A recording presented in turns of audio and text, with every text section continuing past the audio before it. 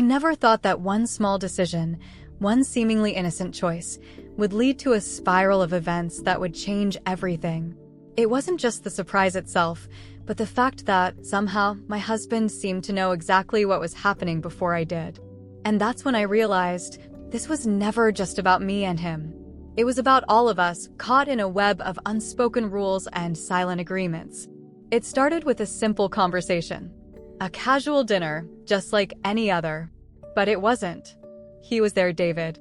An old friend of my husband's, someone we'd known for years. He'd always been charming, the kind of guy who could walk into a room and make it feel lighter, just by being himself. And I admit, there was always something there between us. Something unspoken, maybe a shared laugh or a fleeting glance, but I brushed it off. I was married, after all. Happy, or so I thought. But over the course of that dinner, something shifted. I noticed the way David's eyes lingered just a little too long. The way his compliments felt a little more personal than usual. At first, I told myself I was overthinking it.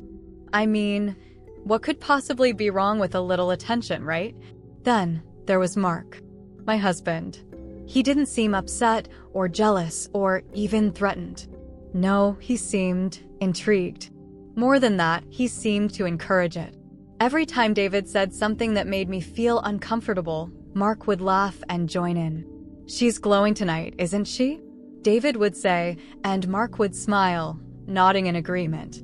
"Yeah, she's looking good, all right," he'd reply, his voice a little too casual, as if he didn't mind the attention.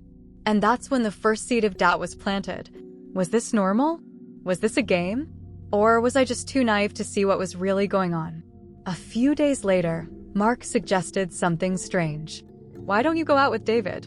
Just the two of you. Pick up some supplies for the barbecue we're hosting this weekend. It'll be quicker if you do it together." His tone was light, casual even, but there was something in his eyes that made my stomach tighten. "It'll be faster without me," he added, almost too easily. At first, I thought nothing of it. It was just a trip to the store, after all. But then, as I sat in the passenger seat of David's car, I started to wonder if there was more to it. Something in the air felt charged, as if the lines between what was acceptable and what wasn't were beginning to blur. David kept talking, his voice smooth and confident, as he usually did. "You've been looking different lately," he said, glancing at me with a grin. Lighter, more carefree. I laughed nervously, unsure of what to say. "I'm just getting used to the idea of a break," I said, brushing it off. But then, I saw it, the way his eyes held mine for just a moment too long, as if he was waiting for something. It felt like an invitation, even though he said nothing further. The tension between us was thick as we walked through the store. Every accidental touch, every shared glance, seemed to carry a weight I hadn't noticed before. When our hands brushed reaching for the same item, my pulse quickened. It was nothing, a simple touch, nothing more, but it lingered. The chemistry was undeniable. And yet, I couldn't shake the feeling that something deeper was at play. When we got home, Mark was waiting outside with a beer in hand. He asked how the trip went, but his eyes weren't on me. No, they were on David. He was watching, reading between the lines, like he knew something I didn't. "It was fine," I replied quickly, eager to move past the moment, but Mark's gaze followed me inside, and I couldn't shake the feeling that he was silently weighing the situation. That night, as we lay in bed, I couldn't ignore the knot in my stomach. There was too much tension in the air, between Mark and me, between David and me, and the silence only seemed to make it worse. Finally, I couldn't stand it any longer. "Mark," I said hesitantly, turning toward him. "Can I ask you something?" "Of course," he said, turning to face me. "Why did you want me to go with David?" "I mean, really, why?" He smiled, calm and collected, but his answer caught me off guard. "I trust you," he said, his voice steady. "And I trust David. But..." He hesitated, his smile widening just a fraction. "I think it's good for you." "Good for me? What did that even mean?" I tried to brush it off, but the unease in my chest wouldn't go away. Something was happening, something that was beyond me, beyond what I could control. I couldn't figure out if I was a part of it, or if I was just being swept along for the ride. In the days that followed, Everything seemed normal. Mark continued his usual routine, and I did my best to ignore the growing tension between David and me. But every time he was around, I couldn't help but notice the way he looked at me, like he knew something I didn't. It was in his smile, in the way his voice dropped when he spoke to me. It was electric, and it was hard to ignore. But the real turning point came during a quiet dinner with some friends. David arrived late, as usual, and when he walked in, my heart skipped a beat. His eyes locked on mine almost immediately, and I could feel the tension between us thickening. Later in the evening, when I went into the kitchen to grab some wine, David followed me. He leaned casually against the counter, his eyes never leaving mine. "You're avoiding me," he said, his voice low. I forced a smile, trying to brush it off. "I'm not avoiding you. Don't be ridiculous." But as he stepped closer, I felt my heart race. "You know," he said, his voice dropping further, "you can talk to me about anything. Anything that's bothering you." I glanced up at him, and for a moment, I couldn't breathe. His gaze was so intense that it felt like he was reading me, seeing through me. And just as I was about to speak, Mark walked in, his timing impeccable. David stepped back, smiling as he greeted Mark, who, as always, seemed completely at ease. But I could feel the difference, the pressure, the unspoken words hanging between us. That night, when everyone had gone home, I sat on the couch with Mark. The silence was thick, heavy. I could feel his eyes on me, studying me, trying to figure me out. He finally broke the silence, speaking in his calm, deliberate tone. "Don't you think you're getting a little too close to David?" he asked, his eyes sharp. I froze. What was happening? Was this a test? Or was there something more to his question than I realized? The following days were like a blur. A whirlwind of tension, doubt, and the subtle undercurrent of something I wasn't sure I was ready to face.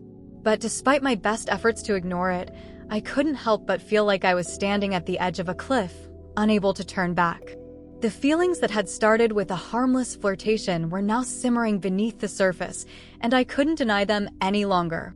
Mark was different. It wasn't that he was distant, but there was a new tension between us that I couldn't shake.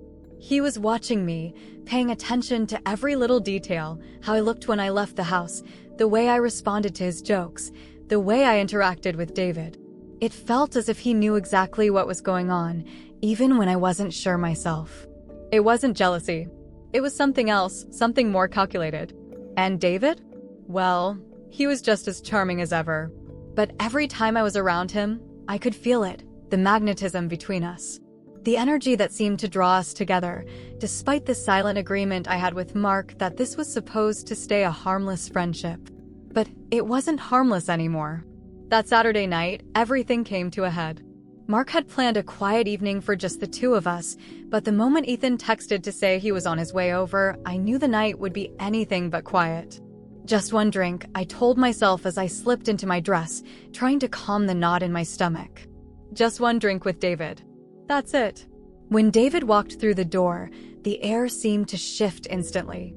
Mark greeted him with his usual laid-back attitude, but there was something different in the way they exchanged glances. Something unspoken. I tried to act normal, but the weight of the situation pressed on me. As the evening wore on, the tension between David and me grew thicker. Every glance, every shared smile, felt loaded with meaning. Mark was in the other room, but I knew he was aware of everything happening. Every time our eyes met, I could see it, the recognition, the silent acknowledgement of what was between us. And then it happened. David stood up from his chair, as if he'd been waiting for this moment. He looked at Mark, then at me, before excusing himself. "Can I talk to you for a minute?" His voice was low, and for a moment, everything seemed to go still. I felt a chill run down my spine as I stood up. This was it. This was the moment I had been avoiding, the moment I could no longer pretend nothing was happening. We walked into the hallway, far enough away from Mark to be alone, but not too far to be hidden. David closed the door behind us, his eyes locking with mine. He took a step closer, his presence overwhelming, and the world outside seemed to disappear. "I can't stop thinking about you," he said softly, his voice almost a whisper. "And I know you feel it too. What we have, It's not just a game anymore, is it? My heart raced. Every part of me wanted to run, to get away from this, but I couldn't. I was frozen, caught in the intensity of the moment. I started, but I couldn't find the words. This wasn't supposed to happen. This wasn't how things were supposed to go.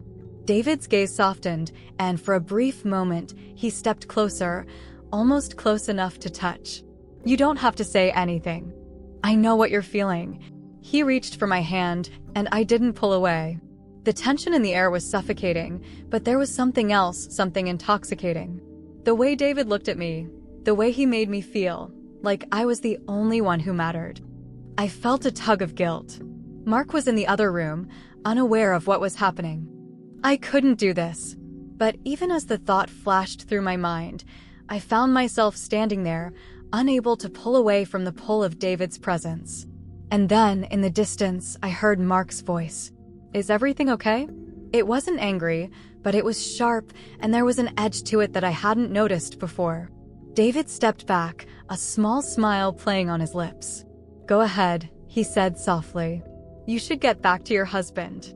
I nodded, my mind racing as I turned and walked back toward the living room. My heart was pounding in my chest, and for the first time, I felt like I was being pulled in two different directions. When I walked back into the living room, Mark was sitting on the couch, his eyes fixed on me. He didn't say anything, but I could feel the tension between us, the unspoken questions in the air. I sat down beside him, my mind still spinning from the conversation with David. But before I could say anything, Mark spoke. You know, he began, his voice calm, but with an underlying tension. I know what's going on. I know what you and David have been doing. I froze. My heart stopped for a moment. How did he know? Mark, He held up his hand, silencing me. I'm not mad, but you should know something. I've been watching you two for a while now, and I think I understand what's happening. I couldn't breathe. The words didn't make sense. How could he know? What did he mean? Mark leaned closer, his voice low and intense. I see how he looks at you. I see how you look at him. And you know what? I think it's time to stop pretending like it's not happening. I stared at him, unable to speak. This was all wrong, all of it. But there was no turning back now. Mark, He cut me off again. I'm not going to stop you. If you want to be with him, I'll let you go. But don't think for a second that this isn't what I wanted all along. I've been waiting for you to figure it out. The words hit me like a ton of bricks. I couldn't comprehend what he was saying. Was this a test? A game? Or had Mark truly been orchestrating this whole situation from the beginning? You're right, I whispered, my voice barely audible. I don't know what to do anymore. Mark smiled, but it wasn't the smile I was used to. It was something darker, something knowing. It's okay. You'll figure it out. But whatever you choose, just know that I've already made my peace with it. I spent the next few days in a daze. Everything had shifted.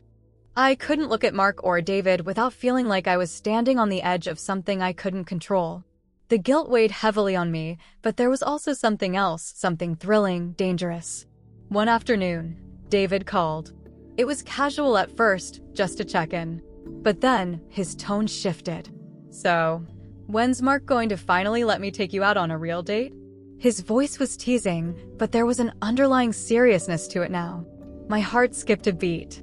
I knew exactly what he meant, but I wasn't sure if I was ready for it, or if I ever would be.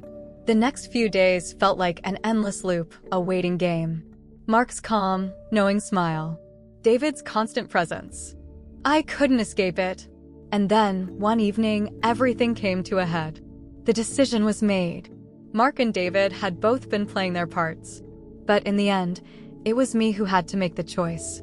As I stood at the crossroads, I realized something. Nothing would ever be the same. The lines had been crossed, the game had been played, and now there was no going back.